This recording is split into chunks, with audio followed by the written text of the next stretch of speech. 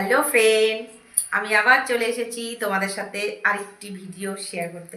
তো আজকে ভিডিও তো শেয়ার করবই, তার আগে তোমাদের একটি জিনিস দেখাচ্ছি। এই দেখো, আজকে আমি ইলিশ রান্না করব। আর এই ইলিশটি আমি কোথা থেকে রেখেছি? বাড়ির সামনে। কারণ আমি খুব একটা বাজারে যাই না, আমি যাই না, আমার হাজবেন্ডই যায়। তো আজকে যেহেতু বাড়ির সামনে দিয়ে যাচ্ছিল, তো আমি এই ইলিশ দিয়ে আজকে আমি রান্না করব। দুটো ইলিশ আছে, তো আমি আজকে দুভাবে রান্না করব। একটি করব সরষা দিয়ে, আর একটি করব আলু বেগুন দিয়ে পাতলা ঝোল। তো চলো কাটা যাক। দেখো, মাছ কাটা হয়ে গেছে। এখন আমি হলুদ লবণ মেখে কিছুক্ষণ রেখে দেবো।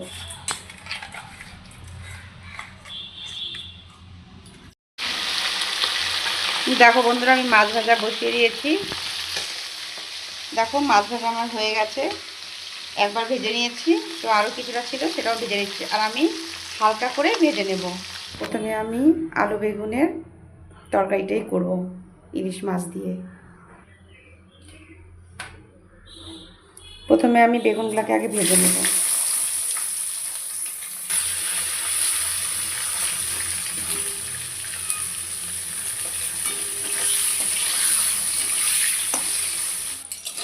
দেখো, বেগুনটা ভাজা ভাজা হয়ে গেছে, তো আমি এখন উঠে নেব। দেখেছো, একদম কিচ্ছু হয়নি, গোটা গোটাই আছে।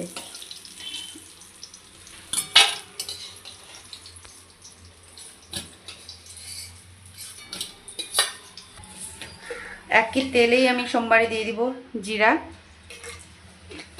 দিয়ে দিলাম আলু। এখানে আমি কয়েকটা কাঁচা লঙ্কা আর জিরা ভেজে রেখেছিলাম, সেটাই দিয়ে দিলাম। এখন এগুলোকে পেস্ট করব। আলুটা ভাজা ভাজা হয়ে গেছে, তো আমি মশলাগুলো দিয়ে দিলাম।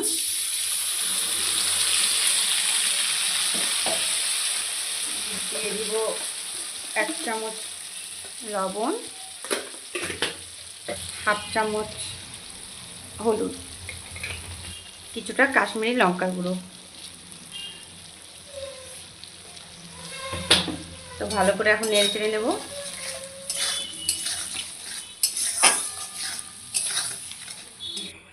আমি এখানে জলটা দিয়ে দিয়েছি, সেই ভিডিওটা তোমার দেখাতে পারলাম না।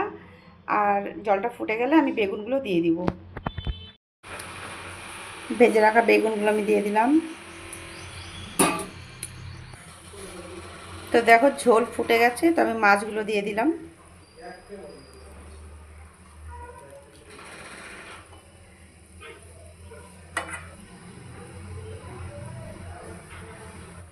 আমি হালকা করে এখন নাড়াচাড়া করব, নাহলে মাছ ভেঙে যাবে।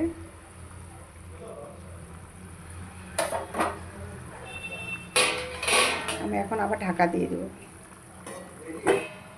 তো আমি ঢাকনা সরিয়ে দেখে নিচ্ছি। দেখি আলু গলে গেছে, তো আমি কয়েকটা আলু এইভাবে করে ভেঙে দেব।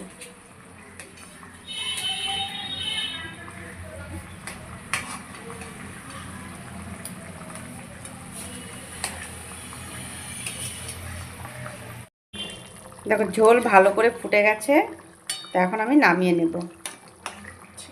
তো বন্ধুরা, আলু বেগুনের ঝোলটি কেমন হয়েছে আমাকে কমেন্টে জানিও। আর সর্ষে ইলিশের রেসিপিটা তোমাদেরকে আমি পরের ভিডিওতে দেখাবো। এখনকার মতন এতটুকুই, টাটা। আর তোমরা সবাই খুব ভালো থেকো, আর আমাকে প্লিজ সাবস্ক্রাইব করে